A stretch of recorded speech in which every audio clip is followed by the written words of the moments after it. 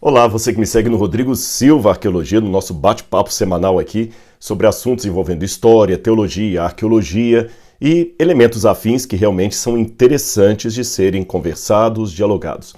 E aqui está o meu convite sempre. Se você não é inscrito no canal, se inscreva, se gostar do conteúdo, deixe o seu like, ative o sininho de notificações, avise para os seus amigos, tá bem?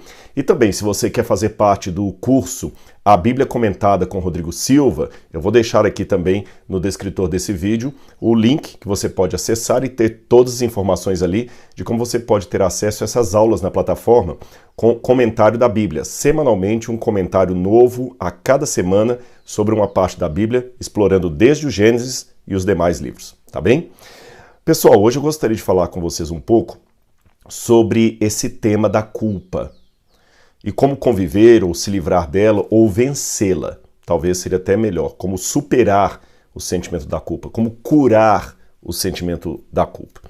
É lógico que todos nós nos sentimos culpados, vez ou outra na vida. Às vezes pode ser por uma coisa realmente muito feia que você fez, é um crime que cometeu, uma desonra que causou alguém, uma falta de honestidade, algo realmente hediondo que foi praticado, ou até mesmo por coisas triviais, como, por exemplo, comer uma lata de sorvete quando está de regime, colar numa prova, querer ficar dormindo na cama, mesmo tendo trabalho para fazer ali no home office, esse tipo de coisa assim, né? Nós sempre nos sentimos culpados. Quebrou o regime, se sente culpado. Não foi para academia, puxa vida, eu paguei o mês passado, só fui 2 vezes.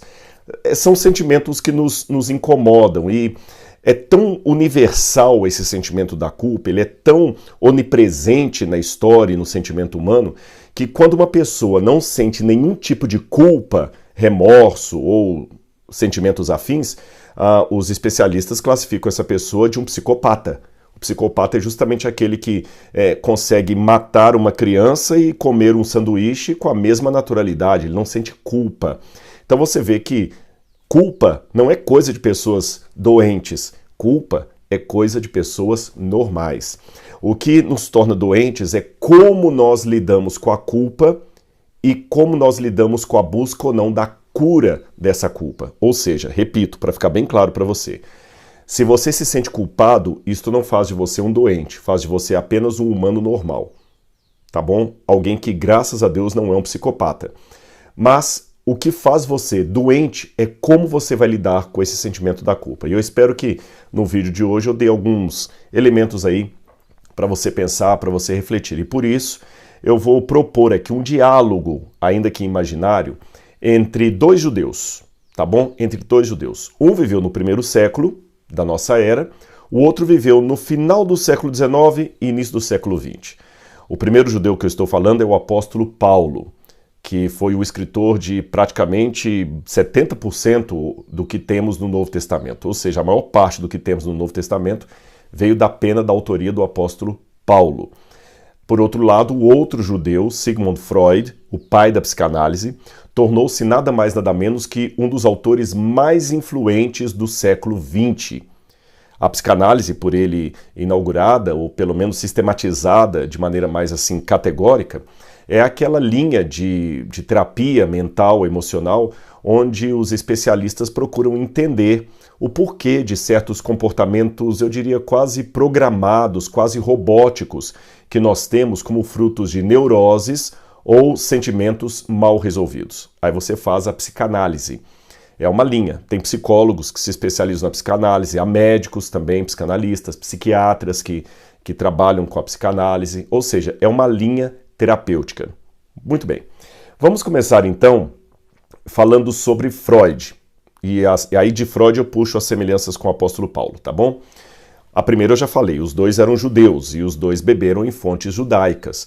Por isso você vai ver tanto Freud como Paulo usando expressões muito parecidas. Freud fala de culpa, redenção, fala de Moisés, fala de palavras oriundas das escrituras sagradas, assim como Paulo. Paulo fala de Adão, Paulo fala de Moisés, Paulo fala de culpa, redenção.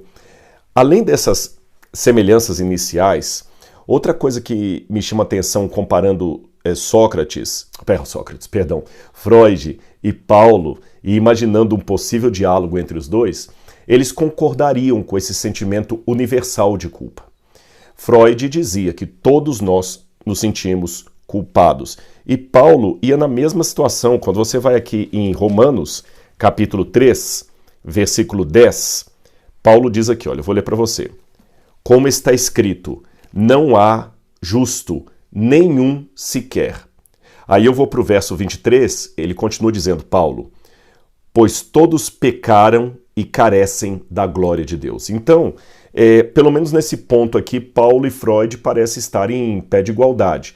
Os dois admitem que nós nascemos já com um sentimento de desconforto, aquela sensação que algo está diferente do que deveria estar. Não importa se você é um ateu, um agnóstico, um crente, cristão, muçulmano, judeu, não importa. Esse é um sentimento universal. Nós nascemos com um desconforto emocional, a sensação de que algo está errado com a vida e com cada um, com nós mesmos, não conosco mesmos, como alguns querem. Algo está errado e nós nos sentimos culpados. Tanto Paulo quanto Freud analisam isso aí como sendo um sinal de culpa. É interessante que Freud, em alemão, significa justamente algo ligado à alegria. E ele é o que mais sistematizou a sensação da tristeza, do desconforto. Que contraste, né? Apenas uma curiosidade aqui que é apenas um comentário análogo. Mas vamos continuar. Uma outra situação assim que de pressuposto, aí eu já tenho que colocar Freud e Paulo em situações opostas, é que Freud foi ateu e considerava a religião algo a ser superado porque a religião era nociva à humanidade. Freud foi muito áspero contra a religião e contra Deus. E antes que você fale assim, então pronto, Rodrigo, não precisa nem perder tempo em falar de Freud, vamos ficar só com Paulo. Não, eu acho que o diálogo é bem-vindo, principalmente porque eu não posso, num velho ditado que a gente repete, jogar fora a água suja, a bacia e a criança junto depois do banho. Né? Quem é pai e mãe entende o que eu estou falando. Você deve jogar fora só água suja, fique com a criança e a bacia. Freud, em que pese as minhas discordâncias dele, em princípio também por essa negação que ele faz de Deus, Freud fez um brilhante trabalho sistemático de descobrir a questão do inconsciente, como ele atua entre nós. O inconsciente é como se fosse um eu que você não percebe que está aí e ele fica constantemente dando ordens para você e para as pessoas em redor.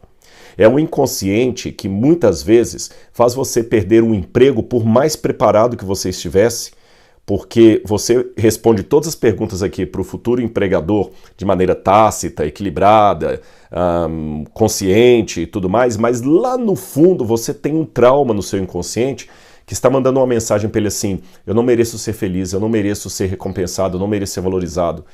E você fala com ele de maneira inconsciente, mande-me embora, não me aceite.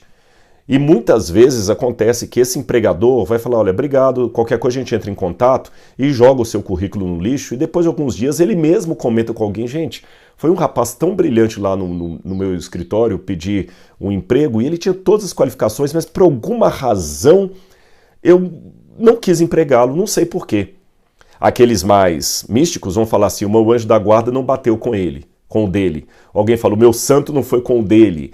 Ou outra forma de falar assim, alguma coisa me preveniu, não contrata esse rapaz não. Muitas vezes, não estou negando o aspecto espiritual, mas muitas vezes isso se dá porque o inconsciente dele, que se acha um loser, um perdido, deu uma ordem ao seu inconsciente, não me ame, não me respeite, não me valorize. E assim vai, tem muitos casos, tem pessoas que ele tem no inconsciente dele uma ordem que ele tem que ser abusado, então ele fica sempre sendo abusado. Isto não isenta o abusador da culpa, tá bom? De maneira nenhuma isenta o abusador da culpa. Eu também tenho que ter um inconsciente meu sadio, para que eu não obedeça ordens de comando de um inconsciente doentio. Não é porque o outro está pedindo inconscientemente para ser abusado que eu estou liberado por Deus para abusá-lo. Não, abusar dele, de jeito nenhum, de jeito nenhum. Mas eu digo que além das nossas comunicações verbais, comportamentais, por escrito, por vídeo, há muito mais comunicações dos inconscientes com os inconscientes. Então nesse ponto, palmas para Freud. Ele falou muita coisa precisa, nós devemos a ele esse conhecimento acerca do inconsciente. Mas vamos continuar. Por que Freud, antes de ficar só condenando o ateísmo de Freud, é interessante a gente perguntar por que Freud não acreditava em Deus. Aliás, essa ideia, por que Freud não acreditava em Deus, foi até título de um livro de Ana Maria Rizzuto. Ana Maria Rizzuto, acho que é Rizzuto que escreve R-I-Z-Z-U-T-O. Ana Maria Rizzuto. Procure esse livro, ele é muito interessante. Ela traça uma psicobiografia de Freud. Ela deixa bem claro no livro, já na introdução, que ela não procura fazer uma análise psicoterapêutica de Freud, não é isso. Ela não entende que Freud sentou no divã dela e ela começou a analisar o Freud, mas de certa forma ela faz uma psicoanálise através das cartas que Freud deixou dos seus comportamentos, e ela procurou responder essa pergunta: por que o Freud negava tanto a Deus? E é importante, mesmo que eu queira falar sobre o sentimento de culpa nesse vídeo, eu acho importante eu apresentar Freud para vocês nesse viés, porque esse entendimento de Freud vai fazer você compreender por que ele falou algumas coisas que eu vou citar daqui a pouquinho. Então vamos lá. O Freud, ele teve uma série de perdas físicas e emocionais desde a mais tenra idade. Primeiro, a relação dele com o pai dele, Jacob, que era muito religioso. Anota esse detalhe aí que isso é importante. O pai de Freud era muito religioso, era um judeu bem praticante. E era um homem péssimo como pai. Péssimo como pai. Isso não justifica tudo, mas explica muitas questões. E além de ser péssimo, o Freud, quando criança, ele se apegou mais a quem? A um avô paterno, a um tio e a babá que ele tinha. E de uma hora para outra ele foi perdendo essas pessoas num curto espaço de tempo. Em primeiro lugar, morreu o avô dele. Isso foi para ele um golpe muito grande que ele não superou. Pouco tempo depois morreu o tio dele, que eu falei com vocês que ele tinha um sentimento muito forte pelo tio. E o pai dele mandou embora a babá, que cuidava dele. A babá foi embora da casa dele. Então, na mente da criança, a babá, que era quem ele tinha também um apego muito grande, também o abandonou. Foi embora, morreu. Embora ela não morreu de verdade, ela apenas foi embora da casa dele, trocou de emprego, qualquer coisa assim. Mas para ele foram 3 lutos. E para piorar esses 3 lutos, o pior, o que mais marcou a vida dele, que esse sim ele nunca superou direito, foi a morte do seu irmão, Július. E aí, quando o irmão dele morreu, aí que ele mergulhou mesmo num ceticismo. Então, a doutora Rizzuto, que é psicanalista, ela chega à conclusão que Freud achou assim, se Deus... porque você sabe, a criança até certa idade, aos 6, 7 anos de idade, os pais representam a primeira imagem de divindade para as crianças. Há estudos, mesmo não religiosos, que comprovam isso. Essa figura do pai e da mãe como heróis da criança é muito forte, e a ausência deles, geralmente a criança se apega a um outro para substituir aquele vazio deixado. E a falta de relacionamento sadio entre a criança e esses adultos na primeira parte da idade dela pode resultar num distúrbio do relacionamento dessa criança, que agora é um adulto, com Deus, porque a primeira imagem de Deus é do adulto protetor, ou não protetor, como foi o caso de Freud. O pai dele não cuidava dele, o desprezava. Então ele criou no inconsciente dele a programação seguinte: nós temos a carência da proteção, mas essa proteção não existe. Porque eu não fui protegido nem pela minha babá, ela me abandonou, isso no inconsciente. Não fui protegido pelo meu tio, porque ele me abandonou pela morte, meu avô me abandonou, meu irmão me abandonou, todo mundo que eu esperava que fosse me proteger me abandonou. Então nós nascemos com a sensação do abandono, mas a única maneira de vencer essa sensação é ignorando o objeto protetor.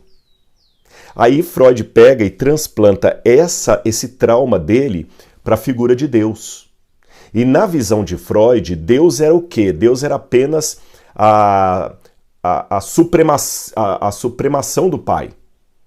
Deus era o pai levado à grandeza absoluta. Freud dizia que Deus era um substituto. E essas frases estão nos livros dele, tá? Eu não sou especialista em Freud, não li tudo que ele escreveu.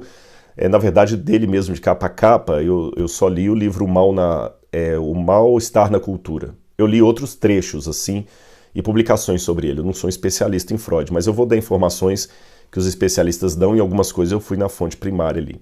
Você vê muitas expressões em Freud, assim, de Deus como sendo o substituto do pai, Deus como sendo a exaltação do pai, Deus como sendo a cópia do pai. Então, se a imagem que ele tinha do pai, Jacó, era uma imagem péssima, é lógico que a imagem que ele vai ter desse Deus é de uma imagem péssima. Só que doía tanto na cabeça de Freud o abandono do pai terreno, que ele preferiria ter sido um órfão a ter tido o trauma da rejeição. Porque você sabe, quando você nasce e é órfão, você sabe que não tem pai e mãe porque eles morreram num acidente automobilístico, por isso que você nasceu sem pai e sem mãe. Agora, a dor de não ter pai e mãe, porque eles estão vivos, mas abandonaram você, ou rejeitaram você, ou não tiveram nenhum apego emocional a você, é muito maior do que o primeiro caso. E Freud estava nessa situação.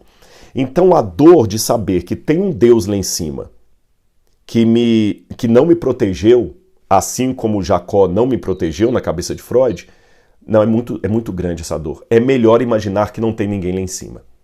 Então Freud dizia que a nossa carência de Deus é a carência de um pai protetor, e a solução para os nossos problemas é solucionar essa carência do pai protetor. Aí aqui, na minha opinião, Freud deu um tiro no pé e na sua teoria, apesar do brilhantismo dela, em função dos seus traumas não resolvidos. A Bíblia, eu estou falando de Paulo, mas a Bíblia, de um modo geral, vai na contramão disso. A Bíblia já parte do pressuposto que nós temos uma carência de Deus e que nós temos que buscar a Deus. Quando você vai aqui, por exemplo, no Salmo 42, Salmo 42 é um dos textos mais lindos que tem aqui, o Salmo 42, 1 e 2. Estou em Isaías aqui, perdão. Salmo 42, 1 e 2. Só um minuto que eu vou ler para vocês aqui, ó. Salmo 42, 1 e 2. Vamos lá. Salmo 42, 1 e 2. Assim como a corça suspira pelas correntes das águas, assim por ti, ó Deus, suspira minha alma. A minha alma tem sede de Deus, do Deus vivo. Percebeu? A minha alma tem sede de Deus, do Deus vivo. Quando você vai em Eclesiastes também fala assim, que Deus colocou no coração do homem a eternidade, olam em hebraico, quer dizer a sede do eterno, do transcendente e tudo mais. A diferença é que a Bíblia, a semelhança entre Freud e a Bíblia é que ambos admitem a carência de Deus. A diferença é que a Bíblia diz que o objeto da carência existe. Para Freud, o objeto da carência não existe, enquanto para a Bíblia, a solução para a carência é encontrar com o objeto dela. Para Freud, a solução da carência é admitir que ela nunca será satisfeita e tentar conviver com essa dor. Tá bom? Isso aí que é a grande diferença de Freud. Agora, me chama a atenção que Freud nunca conseguiu ser um sujeito bem resolvido até o final da sua vida. Tem uma autora australiana chamada Janine Burke. Ela escreveu um livro muito interessante também, Os Deuses de Freud. É uma especialista em Sigmund Freud. E ela conta uma coisa que dificilmente a gente ouve por aí em palestras. Eu queria até assistir aquele seriado de Freud que passou, acho que no Netflix, mas eu não consegui assistir. Eu não sei se eles retratam isso. Me deu até a dúvida aqui agora.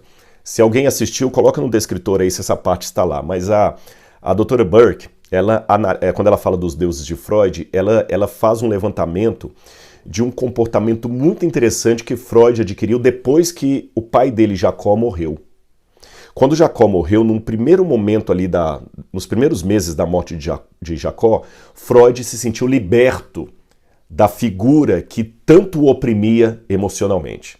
Mas depois de um tempo ele percebeu que ele não conseguia ficar livre da figura do pai, por mais que ele se autoterapizasse. E uma das coisas que ele começou a fazer a partir daí em diante foi colecionar peças arqueológicas, especialmente relacionadas à mitologia grega. Especialmente relacionadas à mitologia grega. Então a casa dele, ele tinha mais de 2.500 peças arqueológicas. Puxa, eu queria ter isso aí em casa.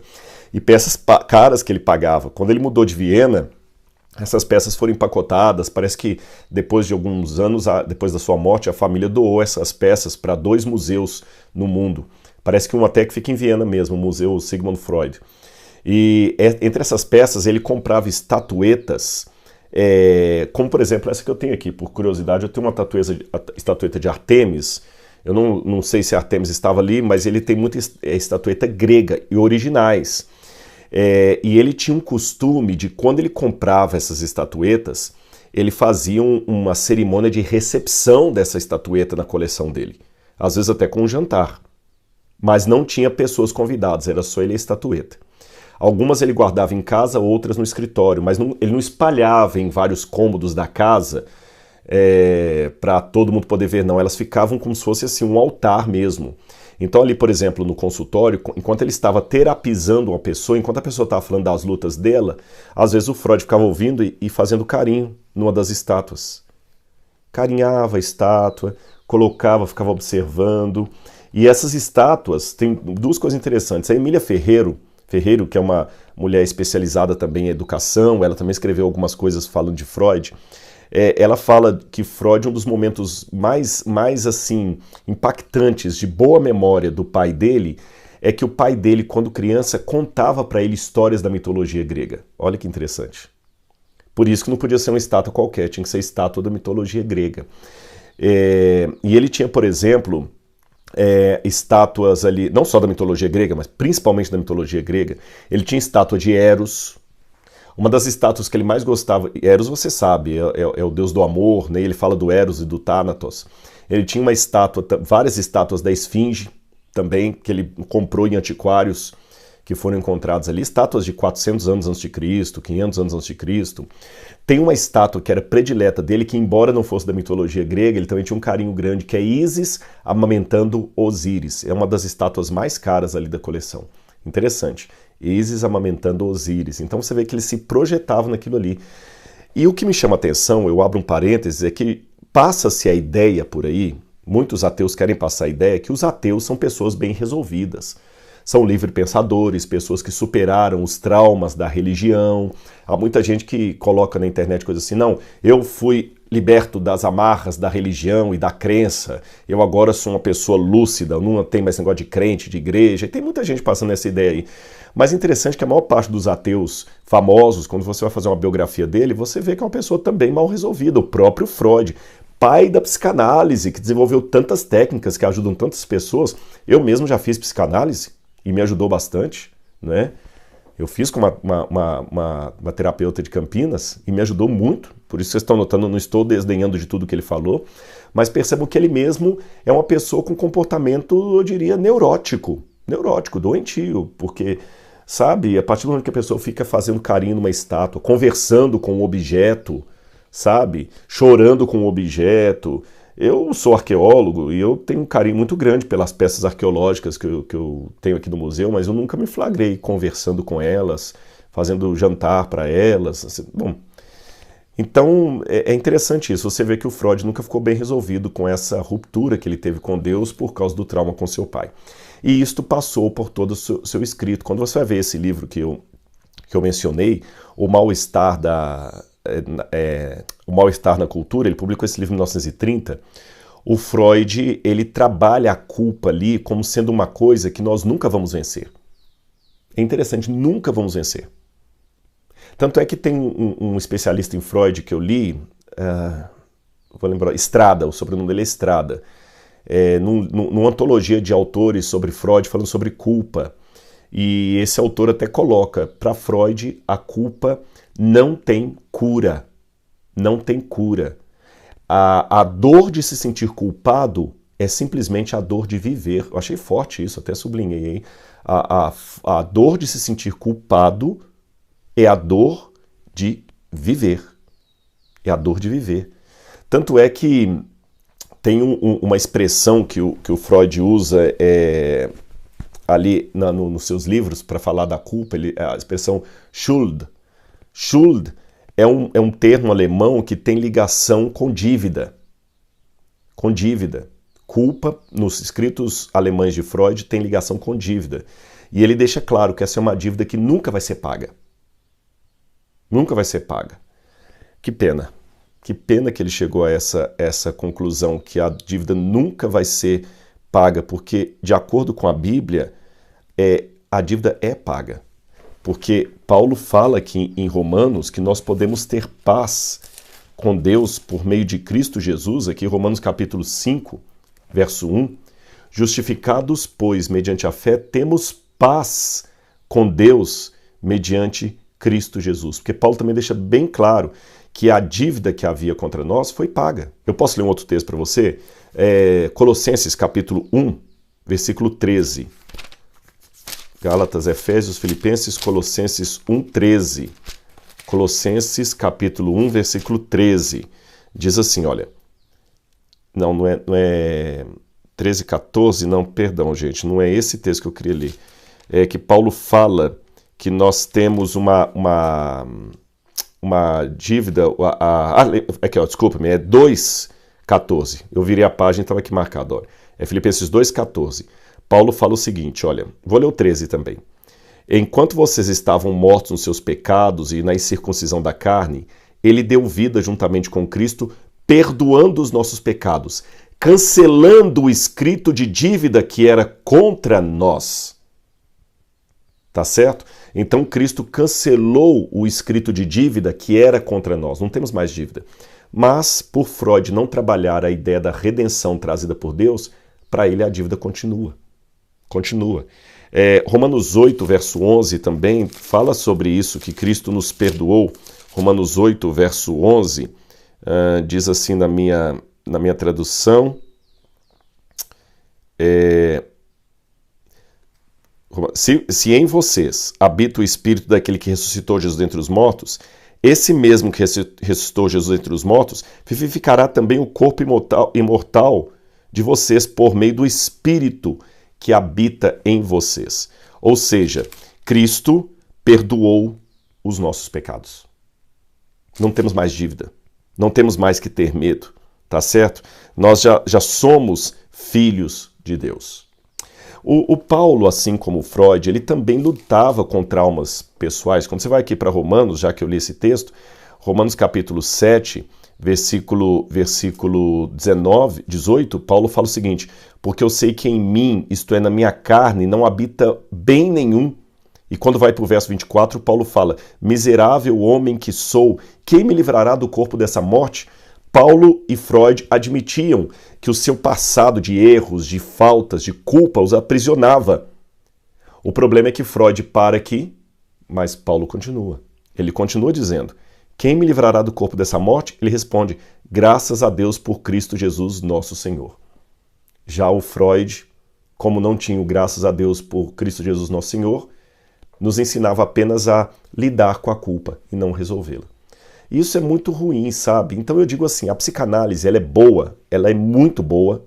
Falei que eu fiz psicanálise, mas ela tem a sua limitação. A psicanálise sozinha não vai te tirar do buraco. A psicanálise sozinha pode ser um prato de arroz e feijão puro, que mata a sua fome, mas não tem todos os ingredientes, nutrientes e vitaminas que você precisa para não ter um problema de anemia ou falta de alguns elementos, tá certo? É uma refeição, mas não tem todas as vitaminas que eu preciso para ter uma vida saudável. Aliás, é curioso que o Freud também, justamente por admitir que a culpa não tem cura, por isso que o Freud ensina a conviver com isso, o Freud ele faz uma análise para mim espetacular. Como eu falei, o problema de Freud é que ele pega o metrô correto, mas ele desce na estação errada. Ele desce uma estação antes do destino. Esse é o problema de Freud. Se eu posso comparar Freud e Paulo, os dois pegam o mesmo metrô, só que Freud desce uma ou duas estações antes do destino onde deveríamos chegar. Esse é o problema de Freud. Então ele dizia, por exemplo, aqui está um lado espetacular dele, que as pessoas, ao invés de se sentirem culpadas, elas se sentem doentes. Essa expressão está no livro O Mal-Estar da Cultura, de 1930. Eu achei isso espetacular, porque ele fala assim, a pessoa olha para si mesmo, mas ele não quer se sentir culpado. Mas ele não quer se sentir culpado, mas ele se sente culpado. No inconsciente ele é culpado, ele só não admite isso conscientemente. Aí o que acontece? O que você tem que fazer com uma pessoa culpada? Puni-la pela sua culpa, não é assim? Uma pessoa que está com dívida, o banco vai e confisca os bens dele.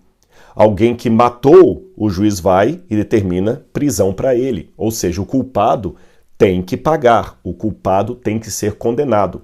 Então, como é que o inconsciente me condena pela minha culpa, me tornando neurótico, me tornando doente.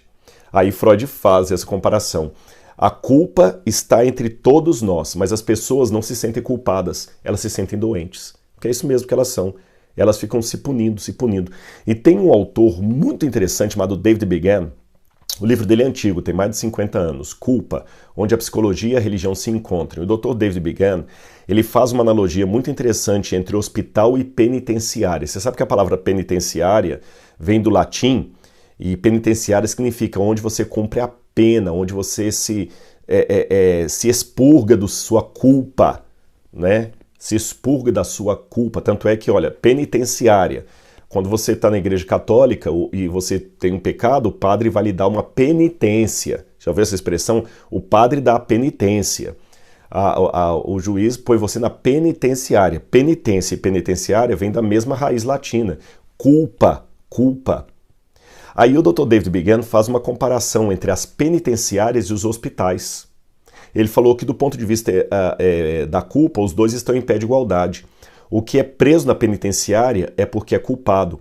E a maioria dos que estão presos em hospitais também estão ali porque são culpados. Ele mostra uma série de estudos, por exemplo, que revelam, acredite se quiser, que cerca de 75% das pessoas que estão internadas nos hospitais com as mais diferentes moléstias estão internadas ali por um problema de saúde resultante de uma culpa mal resolvida ou um perdão que não foi dado a alguém. Problemas de culpa. Note, eu não estou falando que 100% das pessoas estão ali por culpa. Não adianta você mal interpretar o que eu estou falando e falar assim, Rodrigo, você é muito cruel. Minha mãe morreu de câncer no hospital e foi a pessoa que mais perdoou que eu já conheci. Eu não estou falando 100%. Eu estou falando 75%. Tá bom? Há muita gente que está no hospital porque estamos nesse mundo. Eu estou lá no hospital, o carro veio, me atropelou, eu fui acidentado e estou ali. Há pessoas que adquiriram um câncer como fator genético. O pai morreu de câncer, ele teve no DNA dele o câncer também. Não estou dizendo que 100% das pessoas é problema de culpa, mas 75% é um número alto.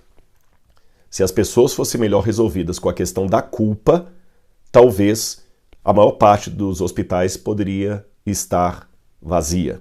Esse é o ponto. E o Dr. David Began dá muitas fontes ali do que ele fala. Agora, esse aqui é o interessante da questão. Se eu for pela ala de Freud, que não tem cura, eu só tenho que conviver com a culpa, isso é ruim. Isso é ruim. E cuidado, há uma certa cura para a culpa hoje que também não cura. É aquela ideia das pessoas de sublimarem o erro dele para fingir que nada aconteceu. Tá bom? Hoje tem muita gente que é culpada, tá errado, mas ele não quer que ninguém o culpe. Ele quer amor. Cuidado, meus amigos, cuidado, cuidado. Eu entendo que os seus traumas podem ter levado você a ser uma pessoa promíscua. Nem por isso eu vou falar que você pode ser promíscuo, porque tadinho, ele é promíscuo porque ele teve problemas na infância, coitadinho. Existe muito uma galera, aí até pregadores do evangelho, sabe, que não querem mais chamar o pecado pelo nome. Né? Quer dizer, ele até chama o pecado pelo nome daquele que discorda dele. Quando a pessoa discorda dele, ele chama o pecado pelo nome. Mas quando a pessoa é par com ele, aí ele vem com esse discurso, não, tadinho, você não pode julgar. Não, a gente tem que amar, tem que amar. Não, não, Jesus, quando ele perdoou a mulher adúltera, ele falou, agora eu também não te condeno, porém vá e não peque mais. Romanos capítulo 6, versículo 1 diz assim, que diremos então? Continuaremos no pecado para que a graça de Deus aumente ainda mais? De maneira nenhuma. Como viveremos no pecado nós que para ele morremos? Então, pessoal, é aquela velha frase que eu ouvi logo que eu entrei para a igreja. Deus odeia o pecado, mas ama o pecador. Hoje eu tenho que falar essa frase ao contrário. Deus ama o pecador, mas continua odiando o pecado. Porque as pessoas agora só leem pela metade.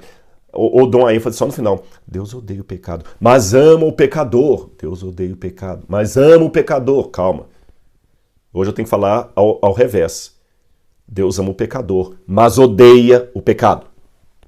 Isso também não significa um perfeccionismo, que uma vez que eu me converti a Cristo e recebi o perdão, que eu nunca mais pecarei de maneira nenhuma. A Bíblia fala que pode ser que haja pecados depois de ter encontrado com Cristo, mas o que eu faço nesse sentido? 1 João 2, verso 1. Meus filhinhos, escreva essas palavras para que vocês não pequem. Mas se alguém pecar, temos um advogado junto ao Pai, Jesus Cristo, o justo. Que, aliás, essa palavra até é paráclitos, né? Não, acho que aqui não é paráclitos no Espírito, não. Eu nem esqueci como é que está no grego. É uma palavra mais forte ainda do que advogado. Esqueci mesmo agora aqui como é que está, estou aqui no Apocalipse. João, 1 João, capítulo 2, versículo 1. Tecnamu, meus filhinhos, tautagrafou essas coisas, escrevo por mim, a fim de que não pequeis, né? Hamartete, kai, esen, hamarti, se pecarmos, tem um parácliton. Isso mesmo, é paráclitos. Temos um paráclitos junto ao Pai. É aquele que nos apoia mesmo, que está ali conosco, tá bom?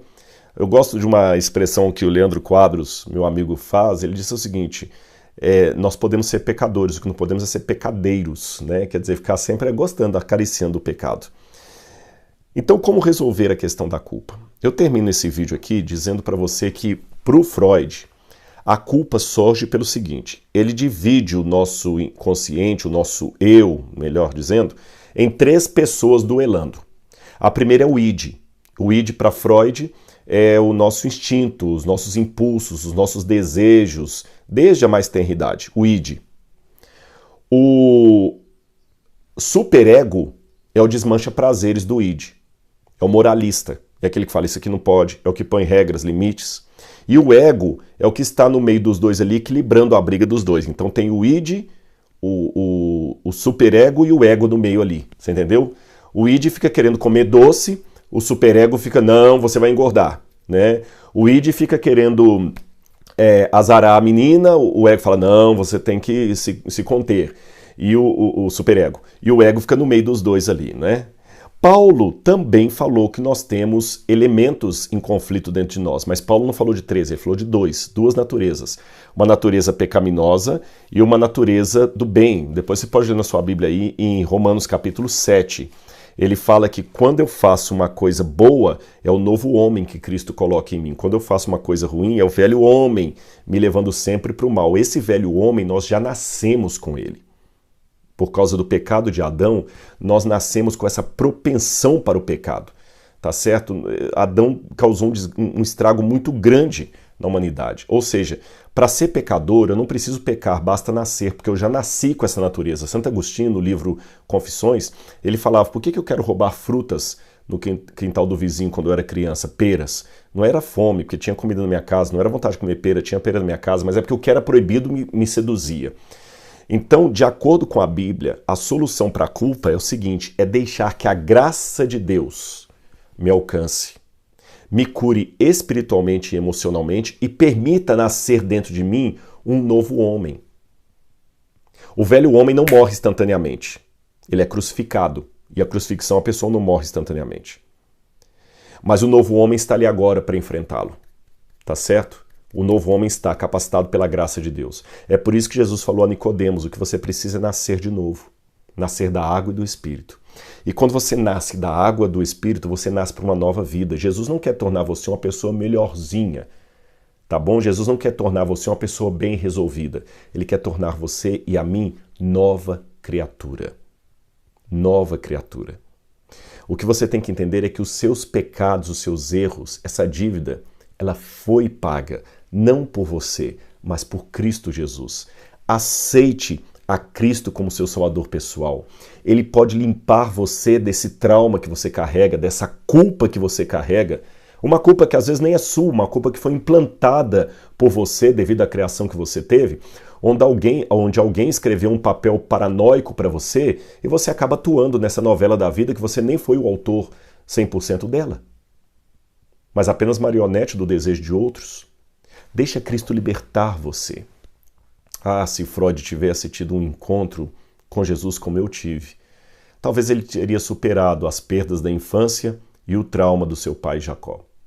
Talvez ele não precisaria de estatuetas para poder controlar a sua culpa e o seu sentimento de vazio, porque ele teria algo muito melhor do que ídolos, que como judeu ele deveria saber.